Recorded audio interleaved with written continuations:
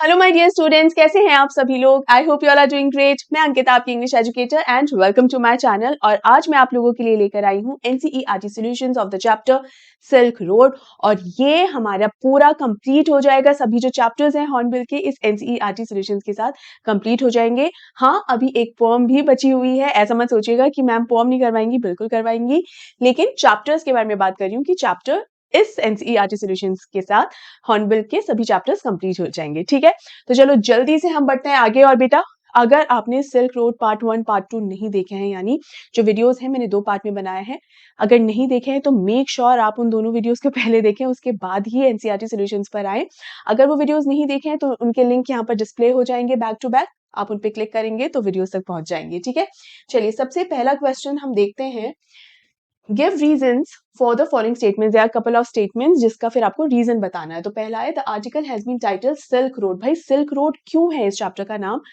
Part 1 के अंदर मैंने आपको अच्छे से समझाया है। ये सिल्क रोड इसलिए क्योंकि जिस रूट के ऊपर हमारा ये जो कोरा करने के लिए निकले थे निक मिडलटन, वो रास्ता जो है सिल्क रूट का या सिल्क रोड का ही एक हिस्सा है। That is why. और जो सिल्क रोड है एक बहुत ही अहम हिस्सा है इस पूरे के पूरे चैप्टर का। ठीक है, because it travels along the who the author Nick Middleton, he travels along the historic trade route to reach Mount Kailash।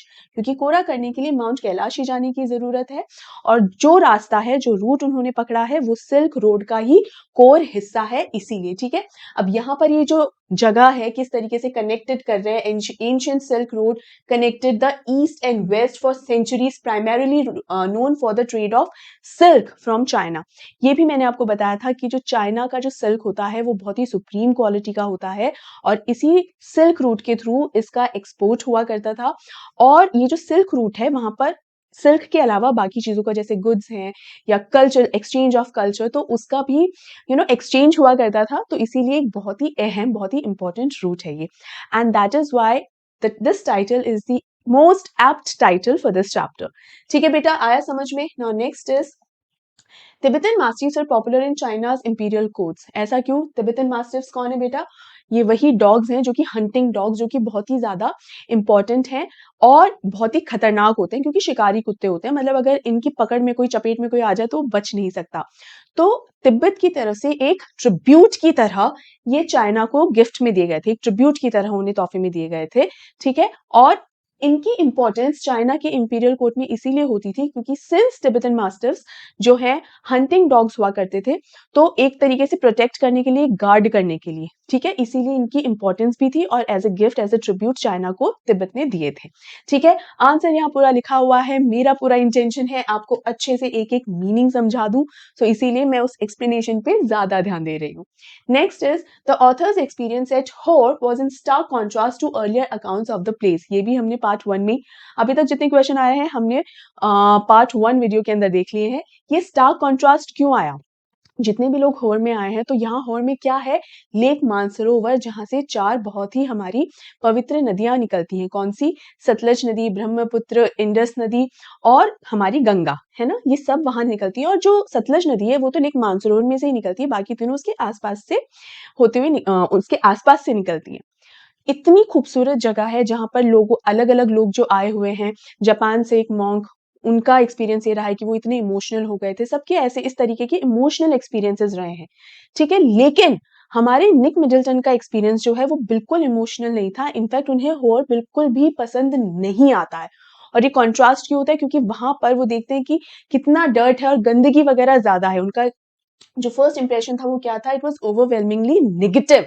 ठीक है, and he describe the place as grim with abundant dust, rocks and refuse and little to no vegetation. कोई vegetation वहां है नहीं, और वहां पे बहुत ज्यादा गंदगी है। लोग आते हैं, घूमते फिरते हैं, वहीं फेंक देते हैं कचरा।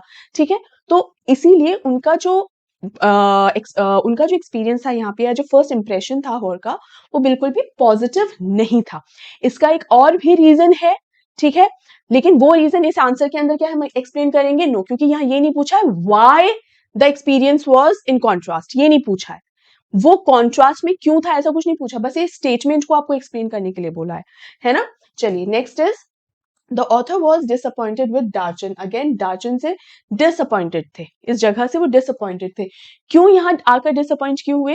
क्योंकि हाई एल्टीट्यूड पे थे, तबीयत बिल्कुल ठीक नहीं थी, जुकाम इतना खतरू हो रखा था कि प्रॉपर सांस भी नहीं आ पा रही थी, ठीक है। और हाई एल्टीट्यूड की वजह से क्या होता है, इतना बैड कोल्ड और सांस लेने में भी तकलीफ हो रही थी, सो नहीं पा रहे थे प्रॉपरली। तो उनकी जो पूरी सिचुएशन जो हुई ना, हेल्थ इश्यूज जो है ना, उसकी वजह से जो डार्चन के अंदर उनका बिल्कुल भी अच्छा एक्सपीरियंस नहीं रहा और बहुत ही ज्यादा डिसअपॉइंटेड थे, ठीक है। उसके अलावा एक और डिसअपॉइंटमेंट था कि जो पिलग्रिम्स थे, जो बाकी तीर्थयात्री थे, वो ना के बराबर थे। क्योंकि तीर्थ यात्रा करने के लिए ऐसा नहीं आपका जब मूड हुआ तो उठकर चले गए, ऐसा नहीं होता, उसका एक सीजन होता है, उसका एक टाइम होता है ना, कि भाई इस टाइम पर वो यात्रा शुरू होती है। तो ये थोड़ा सा अर्ली चले गए थे, थोड़ा पहले चले गए थे, तो पिलग्रिम्स बहुत कम थे। तो उन्होंने जो उम्मीद कर रखी थी ना इस यात्रा से, वो उम्मीद कहीं फुलफिल नहीं हो पा रही थी, इसी वजह से वो काफी डिसअपॉइंटेड थे। Next is the author thought that his positive thinking strategy worked well after all. Darchen पहुंचने के बाद बहुत ही डिसअपॉइंटेड थे। यस, मैं साइड में जाती हूँ ताकि आंसर आपको दिखता रहे। बहुत डिसअपॉइंटेड थे, मैं बता चुकी हूँ क्यों थे। बट स्टिल उन्होंने क्या स्ट्रैटेजी अपनाई कि नहीं, मुझे अपने आप को पॉजिटिव रखना है, क्योंकि अगर नेगेटिविटी को हावी होने दिया खुद पर ना, तो एक तो कोरा वैसे ही सक्सेसफुल नहीं हो पाता अगर आप नेगेटिव थॉट्स के साथ जाते हो, और उसके अलावा नेगेटिविटी हावी हो जाती है तो आप प्रॉपर सोच नहीं पाते, राइट। तो उन्होंने क्या डिसीजन लिया था कि मैं पॉजिटिविटी रखूंगा। इसका फायदा क्या हुआ? इसका फायदा ये हुआ कि कुछ दिन तो उनके शुरुआती दिन जो है डार्चन में, वो तो इतने सही से नहीं बीते, but then he met Norbu. और नॉर्बू कौन है? वेल, पार्ट 2 इस वीडियो के अंदर मैंने अच्छे से आपको बताया, इसके अंदर ये जो है नॉर्बू के बारे में आया था। Norbu was also an academician, वो एक रिसर्च पेपर लिख रहे थे जिसकी वजह से, और उस रिसर्च पेपर में कोरा के बारे में ही लिख रहे थे, जिस वजह से वो जो है यहाँ पर आए थे। नॉर्बू कहाँ आए थे? डार्चन में आए थे। और नॉर्बू और निक मिडलटन दोनों अंग्रेजी में बात कर सकते हैं, दोनों सेम मिशन पर है। तो सोचो ऐसी जगह पे कोई ऐसा मिल जाना जिसके साथ आप बात कर सकते हो, जिसकी मंजिल दोनों की एक है, वो एकदम नेक्स्ट टू इम्पॉसिबल सा साउंड करता है, लेकिन फिर भी हमारे निक मिडलटन को ऐसा एक इंसान मिल गया। इसीलिए कहते हैं हमेशा उम्मीद कायम रखनी चाहिए, मन में पॉजिटिविटी रखनी चाहिए, और इसीलिए निक मिडलटन कहते हैं कि मेरा पॉजिटिव रहना कहीं ना कहीं काम आ गया, ठीक है। चलिए नेक्स्ट हम बढ़ते हैं। Briefly comment on the purpose of the author's journey to mount Kailash. Mount Kailash क्यों जाना चाहते थे, क्या पर्पस था, उद्देश्य था?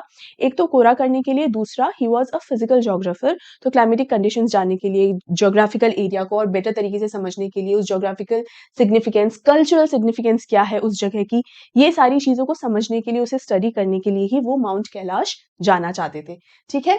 Next is the author's physical condition in Darchen. भाई बहुत गंदी फिजिकल कंडीशन थी डार्चन में हमारे ऑथर की। हाई एल्टीट्यूड की वजह से वहां पे बहुत ज्यादा सर्दी थी, उन्हें कोल्ड लग गया था, इतना ज्यादा स्ट्रॉन्ग कोल्ड था उनको कि वो सो नहीं पा रहे थे, प्रॉपर ब्रीदिंग उनकी नहीं हो पा रही थी। डॉक्टर के पास ले जाना पड़ा था, सेटन ही लेकर गया था ना डॉक्टर के पास, तो डॉक्टर के पास ले जाना पड़ा था। उनका सर इतनी गंदी तरीके से फट रहा था।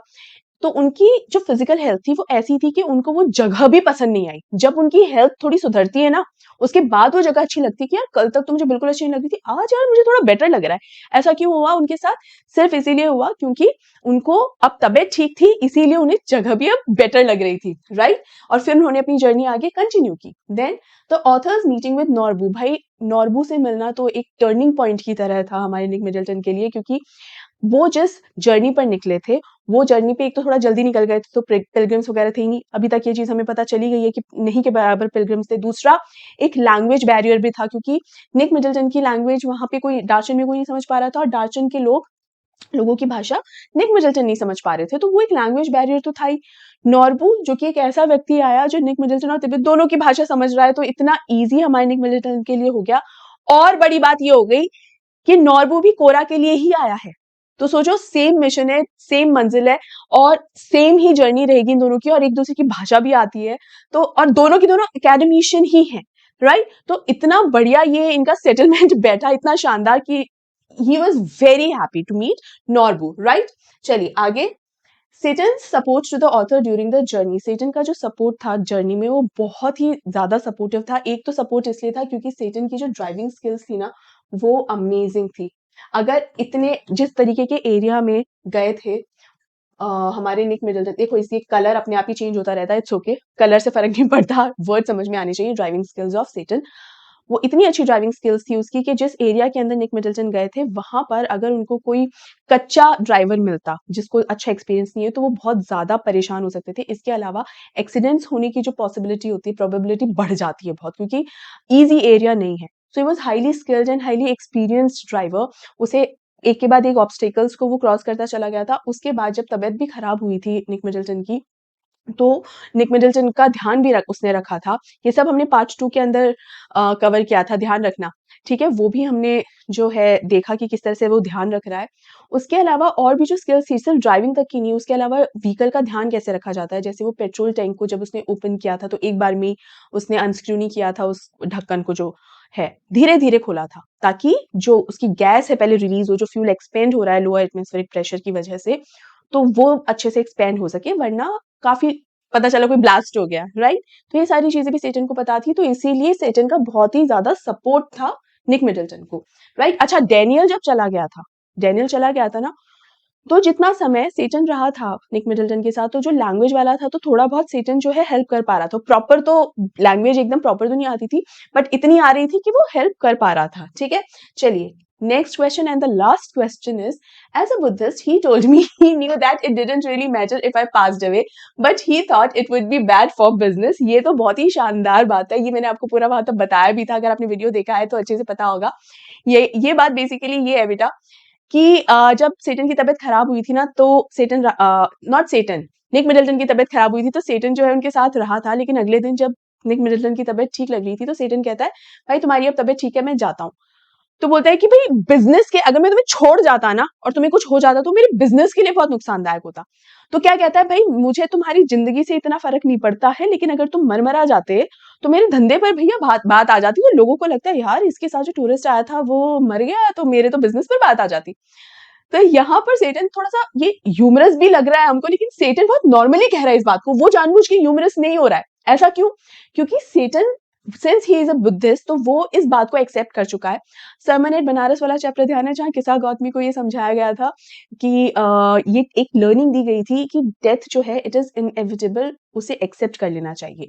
नाउ ये बुद्ध धर्म के अंदर ये चीज है कि एक्सेप्ट कर लेना चाहिए, and since Tsetan was also a Buddhist, तो उसने इस चीज को एक्सेप्ट कर लिया था कि डेथ जो है वो होती है। तो अगर इसको कुछ हो गया, अगर निक मिडलटन मर भी गया ना, तो ऐसा नहीं मुझे फर्क नहीं पड़ेगा, ऑफ कोर्स मुझे बुरा लगेगा, बट अगर इसको कुछ हो गया तो वो मेरे लिए शॉकिंग नहीं हुआ कि है मर गया, बिकॉज इट इज इनएविटेबल, हो सकता है। लेकिन फिर भी मैं नहीं चाहता था तुम मरो, क्योंकि अगर तुम्हें कुछ हो गया ना तो मेरे बिजनेस का बहुत नुकसान हो सकता है, तो इसीलिए मैं तुम्हारे साथ रहा। तो सेटन ने बहुत नॉर्मली ये बात कही, लेकिन बहुत ही जबरदस्त ह्यूमर भी उसने फेंक डाला, राइट? तो बेटा इसी क्वेश्चन के साथ हमारा जो ये चैप्टर है पूरी तरीके से कंप्लीट होता है, और इसी के साथ हमारे सारे के सारे चैप्टर्स जो है हॉर्नबिल के वो पूरे कंप्लीट हो जाते हैं। सिर्फ एक पोएम बची है, वो भी जल्द ही आ जाएगी।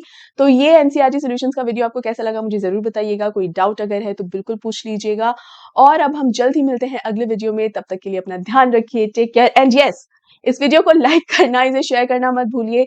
इस चैनल को जरूर सब्सक्राइब कीजिए, और टेलीग्राम चैनल को ज्वाइन करना नहीं भूलेंगे। इस वीडियो के डिस्क्रिप्शन बॉक्स में आपको उसकी लिंक मिल जाएगी। सारी पीडीएफ्स एंड नोट्स मैं वहीं शेयर करती हूँ, तो make sure you join that, and make sure कि आप अपना बहुत ज्यादा ध्यान रखें। नेक्स्ट वीडियो में मिलते हैं, तब तक अपना ध्यान रखिए, take care and good bye.